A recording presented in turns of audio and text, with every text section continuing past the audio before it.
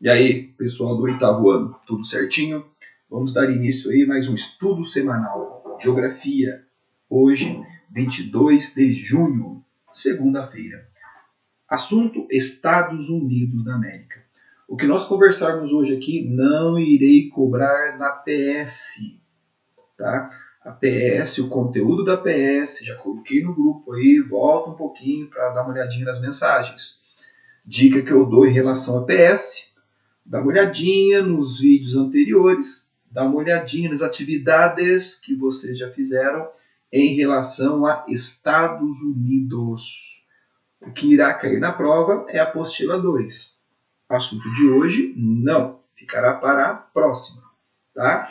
Mas dica que eu dou é você dar uma olhadinha nos vídeos anteriores e nas atividades que vocês já fizeram, tá? Em relação a Estados Unidos da América. Valeu? Hoje, páginas 32 até a página 34.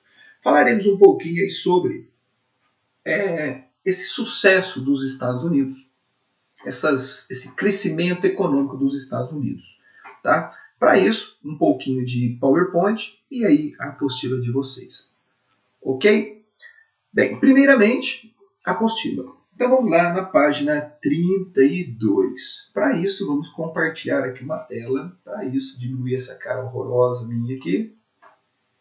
E vamos compartilhar a tela. Legal. Apostila, página 32. E de cara tem a minha primeira pergunta para as atividades, para o outro horário. Primeira pergunta é você responder para mim essa atividade, que é dividida em 1, 2 e 3. Então, a primeira questão é isto aqui, ó. Responder essas 3 perguntas, que você pode responder lá naquela folhinha, ou você pode responder na apostila e tirar e mandar a foto para mim. Tá? Então, essa é a primeira atividade, o primeiro questionamento que nós iremos fazer hoje.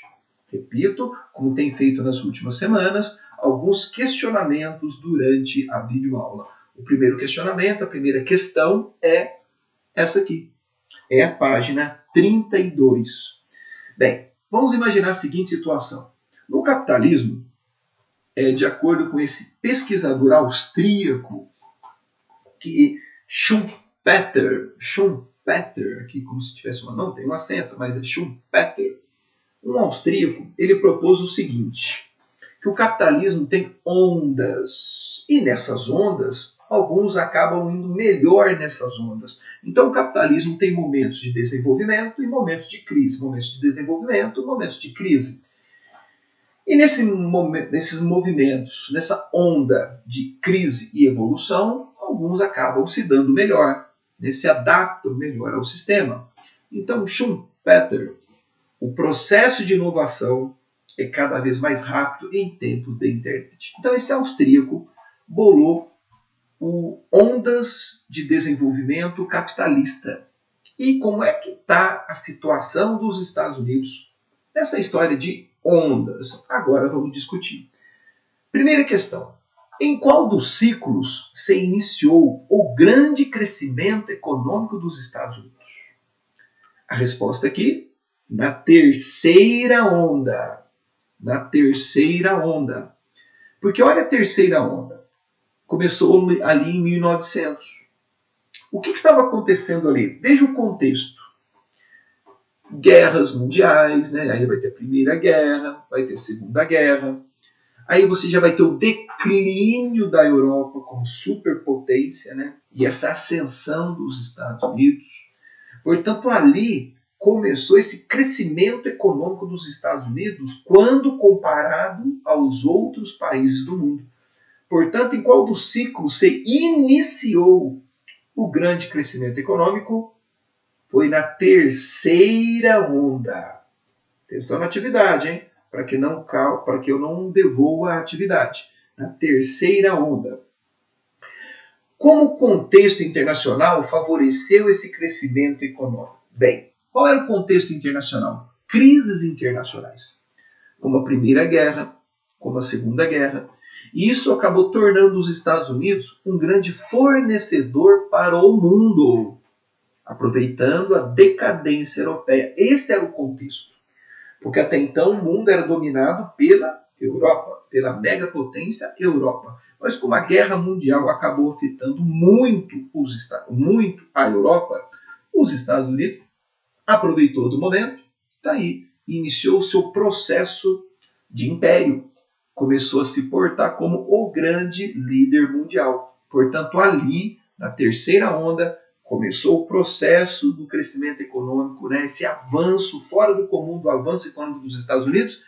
E qual era o contexto internacional? Essas crises internacionais, que acabou fazendo da Europa, criando na Europa um ambiente de crise. E os Estados Unidos se aproveitou do momento. E a terceira pergunta: em qual ciclo os Estados Unidos se tornaram a economia mais poderosa? Porque o processo iniciou na terceira. Mas quando que eles se tornaram realmente o país, né? Foi aí na quarta onda. Quarta onda. Quais foram os fatores? E aí, porque na quarta onda ficou marcado pela Guerra Fria. E nessa quarta onda, o que começou a acontecer ali? A queda do Império Soviético, né? Crises internacionais também, e os Estados Unidos aí se torna o grande país mundial na questão capitalismo, na questão acúmulo de riqueza, nessa questão de domínio econômico. Tá bom? Então aqui você tem ondas.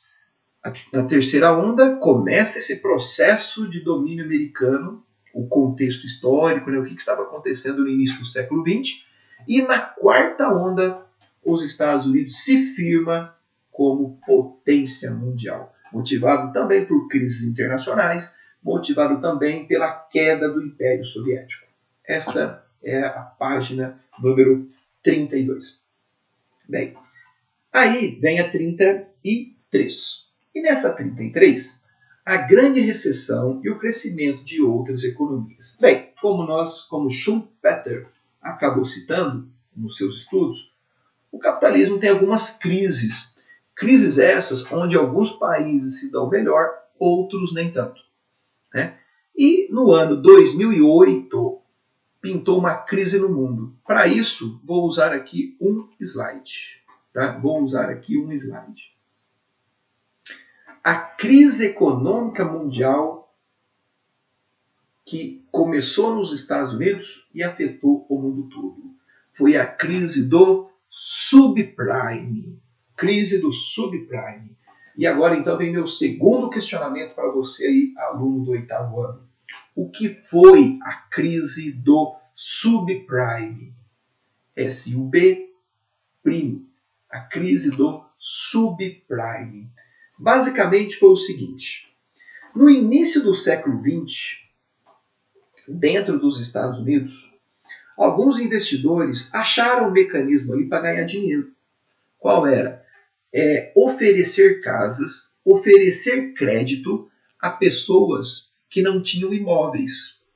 E nesse sonho de ter um imóvel, algumas instituições, bancos principalmente, ofereceram esse capital para que essa pessoa adquirisse esse seu imóvel. Isso lá no início do século XX. Só que, quem seriam essas pessoas? Pessoas pobres, pessoas que não tinham muita renda fixa, eram pessoas mais humildes. Por isso subprime. Por isso subprime. Mas olha que risco, não? Um banco oferecer dinheiro para que pessoas comprassem seus imóveis. Mas essas pessoas não tinham muito crédito. Então não seria um risco para um banco? Poderia ser esse risco, lógico. E se não pagasse? Bem, se não pagasse, o banco iria tomar este imóvel. Por quê? Porque no ato de receber o empréstimo, a pessoa acabava assinando um papel. Esse papel nós chamamos de hipoteca. A casa, então, ficava hipotecada no nome do banco. Se caso essa família, esse cidadão não pagasse, o banco pegaria esta casa, se não pagasse as mensalidades, o banco pegaria esta casa e venderia esta casa. Portanto, ele iria recuperar o dinheiro que ele investiu. Um bom negócio, então, para o banco. Enquanto aquele cidadão estivesse pagando, tudo bem. Se ele não pagasse, simplesmente o banco iria pegar essa casa de volta e iria vender. Portanto, o banco não perderia dinheiro. Olha que negócio legal. Porque o cidadão iria assinar uma hipoteca. Portanto, aquele papelzinho valia quanto? Valia uma casa. Se ele não pagasse, o banco iria pegar de volta a sua casa. E esse negócio, essa ideia das hipotecas cresceu. A ideia cresceu. Portanto, a partir do momento que um banco tinha uma hipoteca na mão, ele poderia pegar essa hipoteca e vender para outro banco, convencer um outro investidor que aquilo ali era um bom negócio. E aí uma segunda, uma terceira pessoa iria comprar essa hipoteca do banco, porque caso a pessoa não pagasse, essa pessoa teria uma casa para depois negociar. Então, o que acabou acontecendo? Um mercado de hipotecas. Ou seja, a pessoa, aquele cidadão, assinava ali um papel para conseguir o dinheiro, cedendo a casa para o banco. Esse papel, hipoteca. O banco poderia, então, pegar essa hipoteca e repassar para um terceiro. Aí esse terceiro pagava o dinheiro para o banco e o banco poderia emprestar esse dinheiro para uma outra pessoa, para receber uma outra hipoteca. Olha que bola de neve. Olha que bola de neve. Então as hipotecas acabaram circulando por todos os Estados Unidos, pela Europa, pelo Japão. Os investidores internacionais viram que era um bom negócio comprar hipotecas, porque se a pessoa não pagasse, ele teria uma casa na mão. Então foi aquela história de comprar hipotecas, comprar hipotecas. O banco emprestava o dinheiro, recebia uma hipoteca, um papel que valia uma casa. E a pessoa não pagando aquilo iria ser tomado dele, porque ele assinou um documento, a tal da hipoteca. E o banco, com aquele papel, poderia passar com outro, porque aquele outro iria comprar aquela hipoteca, né? Porque aquela pessoa poderia até vender essa hipoteca para outro. O mercado de hipotecas é o mercado imobiliário. É o mercado imobiliário. Mas veio uma crise. Então vamos lá. Bem, nessa história de crise, então veio, primeiro, o que foi essa crise então? Os investidores, crise do subprime. Então, o que foi essa crise do subprime? Os investidores viram um bom negócio. Qual era o negócio? O negócio era investir no mercado de casas, investir no mercado imobiliário.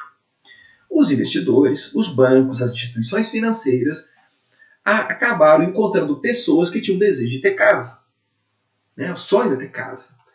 Acharam os compradores, mas pessoas com baixo rendimento, que não tinham todo aquele capital. Se tivesse capital também, iria comprar uma casa de outra maneira, né?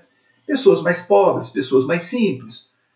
E essas pessoas acabaram recebendo um empréstimo dos investidores. Só que os empréstimos eram através das hipotecas. Tudo bem, o empréstimo vai para a família, vai para o cidadão aí. Só que desde que esse cidadão, a família, assine uma hipoteca. Porque se não pagar, essa hipoteca irá para a justiça e o banco vai tomar essa casa. E com a casa na mão, o banco vende. Essa casa entra no leilão, que seja. Portanto, a hipoteca vale dinheiro. E o que o banco fazia com essa hipoteca? Já que o documento estava com o banco poderia vender essa hipoteca para um outro banco, vender para uma outra instituição financeira, vender para um banco europeu, vender para um banco japonês.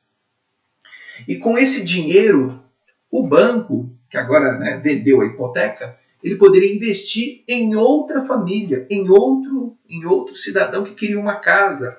Aí esse cidadão, iria assinar uma nova hipoteca, esse banco poderia vender essa hipoteca, ganhar dinheiro, ou seja, o mercado de hipotecas, o mercado imobiliário, a questão das hipotecas. Mas o que aconteceu?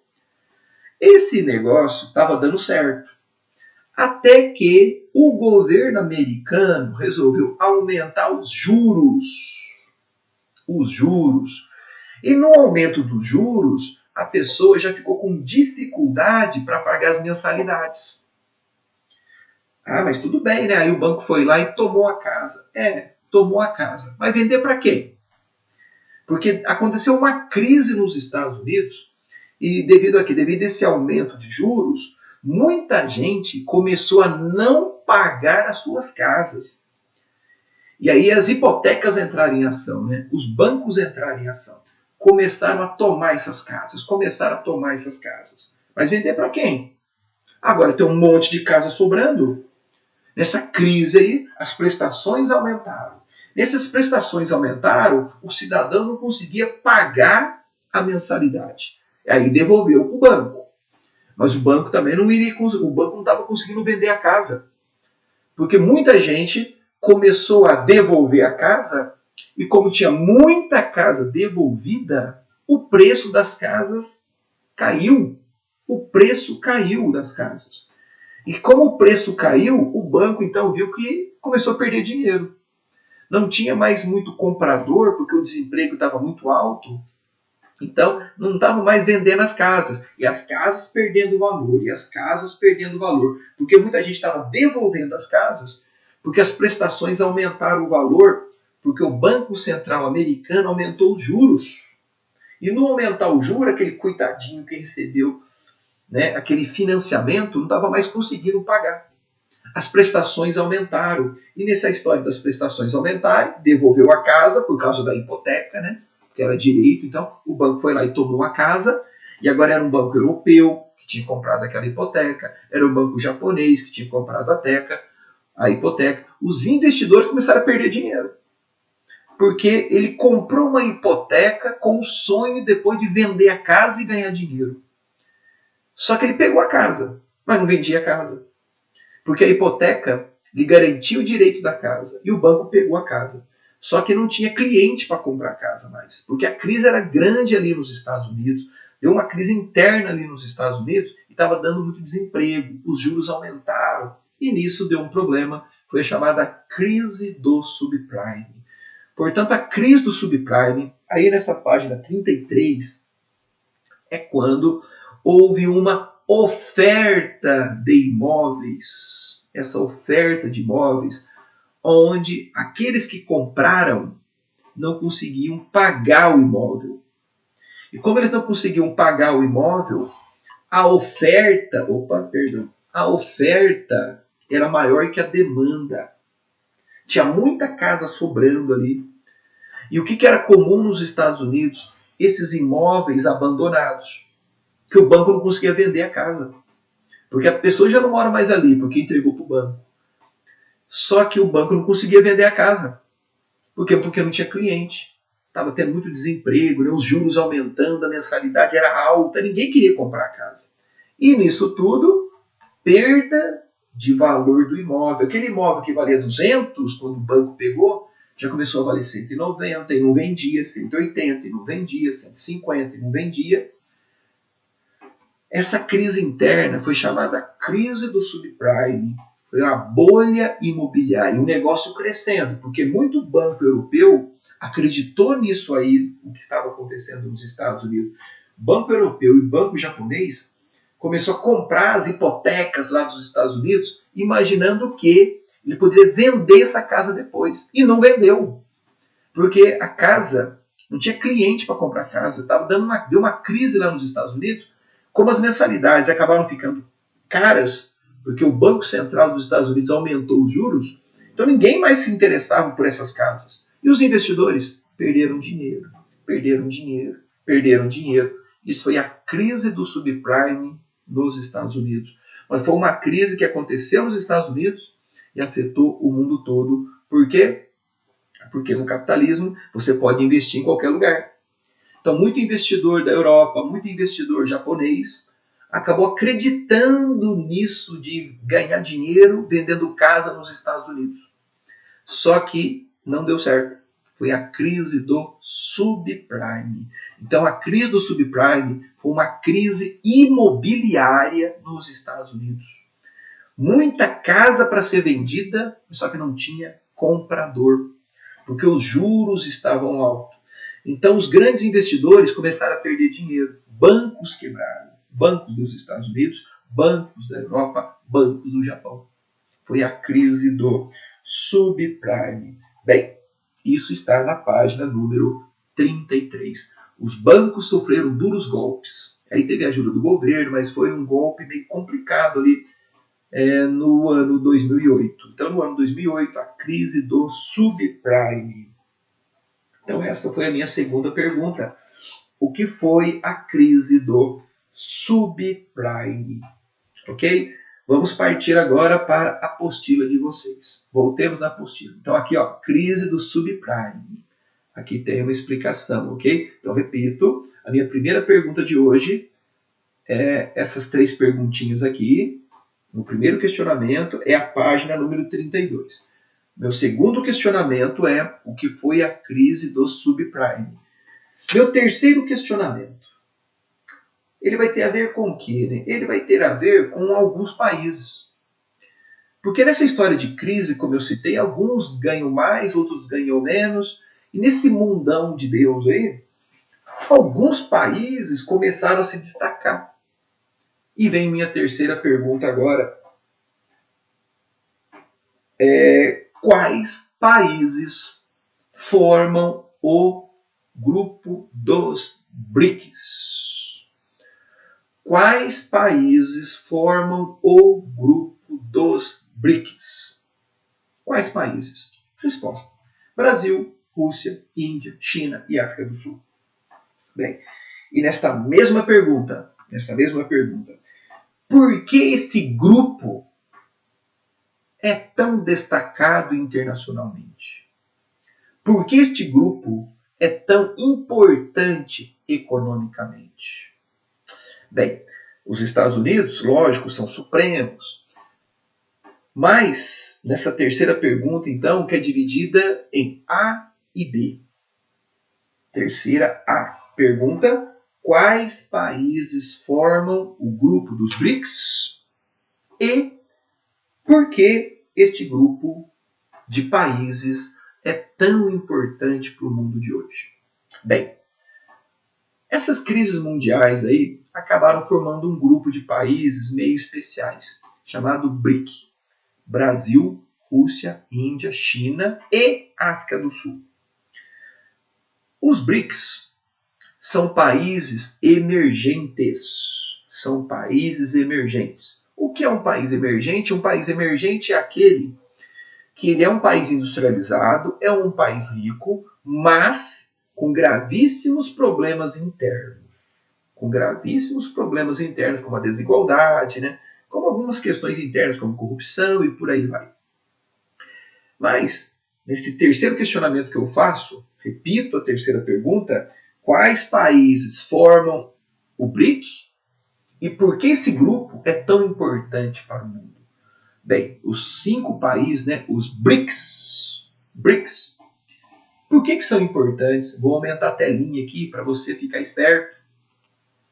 Olha aí por que são importantes. Vamos aumentar a telinha. Os BRICS ocupam 26% da área da Terra, reúne 42% da população do mundo e 22% do PIB do planeta. São 5 países subdesenvolvidos emergentes, só que eles são diferenciados. Eu não estou falando da Bolívia, eu não estou falando de Serra Leoa, eu não estou falando do Nepal, eu não estou falando do Paraguai, da Nicarágua, do Haiti.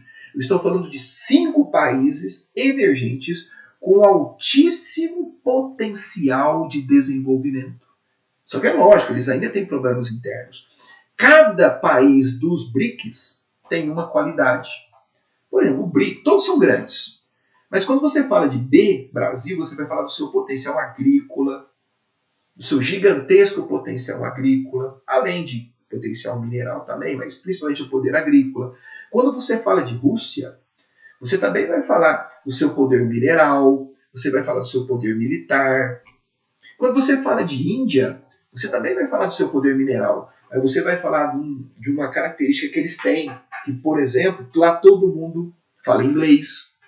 Mesmo a Índia tendo várias etnias, todas as etnias são obrigadas a falar inglês, porque a Índia foi colonização britânica.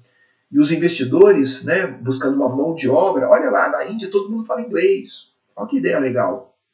Né? Então a Índia ela avançou muito nessa questão da prestação de serviços, nessa questão da tecnologia. A Índia avançou muito nisso. Lá tem uma região chamada Bangalore, que avançou muito nisso. O que a China, né, tem esse destaque? A indústria, né, esse alto poder industrial, também é um país muito rico em mineral, é o país hoje que mais investe no mundo. E a África do Sul, que é o menorzinho de todos, né, é um país africano, e também tem esse poder mineral, também tem uma questão agrícola envolvida. Bem, então, meu terceiro questionamento hoje. Que grupo forma BRICS? Quais são os países que formam os BRICS e por que eles são importantes? Olha aqui a resposta. Olha aí o questionamento. Repito, que os BRICS, eles hoje são até uma pedra no sapato dos Estados Unidos. Porque o Brasil cresceu bastante, a Rússia, né, ela recuperou um pouco do espaço que ela perdeu depois da Guerra Fria, a Índia, a África do Sul, mas em especial a China. Né? A China hoje é essa grande disputa comercial no mundo, né? No campo tecnológico, no campo de investimentos. Hoje a China está aí cutucando os Estados Unidos. Portanto, quando falamos sobre a matéria de hoje é um pouquinho sobre esse poder dos Estados Unidos, que lá também acontecem crises. Então, vamos repetir de novo aí. Quando falamos sobre Estados Unidos, 3 perguntas para hoje, 3 questionamentos para hoje, que vai ter mais um quarto. Por enquanto, a página número 32, que eu até citei as respostas. Nesta página 33, 2 perguntas. O que foi a crise do subprime e BRIC e por que são importantes. E o meu quarto questionamento refere-se de exemplos do protagonismo norte-americano. De exemplos do protagonismo dos Estados Unidos. O que é um protagonista? Né? É o ator principal. Dê exemplos. Me prove que os Estados Unidos realmente é o protagonista do mundo. Me prove, nesse teatro chamado capitalismo global, nesse teatro mundial, que os Estados Unidos realmente é o protagonista. Então vamos lá alguns exemplos. Você tem alguns aqui. Ó. Cediam a ONU. Olha que fato importante. A ONU, a Organização das Nações Unidas, criada em 1945, para tentar diminuir um pouco os problemas do mundo, a sede não está no Paraguai, não está no Brasil, não está na China, está nos Estados Unidos. Super importante. Tem poder de decisão na Organização Mundial do Comércio, que é um órgão importante, que a OMC é aquele órgão que dita regras para o comércio mundial. Quem que dá ali os pitacos? Estados Unidos da América. A OTAN, que é uma instituição militar, foi criada para competir, para disputar com a União Soviética, lá na época da Guerra Fria. É uma organização militar, organização do Tratado Atlântico Norte. Quem é o principal país? Estados Unidos da América. Blocos econômicos. UNSCA. UNSCA é o nome do NAFTA, né? O NAFTA mudou de nome. É um bloco econômico importantíssimo que tem Estados Unidos, Canadá e México. O bloco do Pacífico. Estados Unidos participa do comércio mundial formando blocos. E quem é o principal? Estados Unidos da América. Num bloco com os Estados Unidos, o peso é um. Sem os Estados Unidos, o peso é outro. É igual ao acordo ambiental. Quando eles assinam, é uma coisa. Acordo ambiental sem os Estados Unidos é outra coisa, até porque eles poluem muito. O dólar americano é a principal moeda do mundo. A principal moeda do mundo é o dólar americano. Ah, mas o euro vale mais, não sei o quê. Não é assim que funciona o comércio mundial. O comércio mundial ele é dolarizado. Ele é dolarizado. O dólar é a principal moeda. As conversões são em dólar. Lógico, né? Aproveitando até essa questão da colônia, o inglês é muito importante no mundo, né? Essa questão das relações comerciais. do idioma inglês. A indústria de massa, até nós já perguntamos numa atividade, a cultura de massa, músicas, dança, filmes, séries, o domínio cultural que tem perante o mundo, comida, roupa, domínio americano. Então aqui você tem exemplos do protagonismo dos Estados Unidos. Quando eu falo cite exemplos, eu não estou falando quantos, né? Estou falando cite exemplos. Cite exemplos, basta ser mais de um. Show de bola? Pessoal, vamos voltar aqui então. Vamos voltar aqui na minha telinha. 30 minutos de vídeo. Hoje, cortei aqui. Pessoal, então, deixa eu tirar essa captura de tela para ficar menos poluição visual. Pessoal, então, estamos aí fechando a aula de hoje. 3 questionamentos, então, nesse videozinho, para você pensar um pouco aí, olhando a apostila. O primeiro questionamento é você responder a página 32. Tá? Segundo questionamento é o que foi a crise do subprime? Uma crise imobiliária, né, e tal. Terceiro questionamento, quais países formam o grupo dos BRICS e por que esse grupo é importante? Por que ele se destaca? O que ele tem de destaque? E o meu quarto questionamento para hoje é exemplos desse protagonismo dos Estados Unidos. Por que eles são bem poderosão? Dê exemplos. Me prove que eles realmente, dentre esse teatro mundial, realmente eles se destacam. Ok? E daqui a pouco as atividades, mas reforço a questão da PS. Pessoal, dica de PS então. Leia com cuidado a apostila. Dá uma olhadinha nas atividades que já foram cobradas. Dá uma olhadinha nas videoaulas que já foram. Ok? Garanto para você que se você fizer tudo isso, 8, 9, 10 é nota tranquila aí para a PS. Em relação a PS, façam com cuidado, façam com clareza de ideias, elabore um pouco a sua resposta. Não coloque apenas sim ou não, né? Elabore a sua resposta. 8º ano, tamo junto, fiquem com Deus e que Deus proteja aí a todos vocês. Valeu!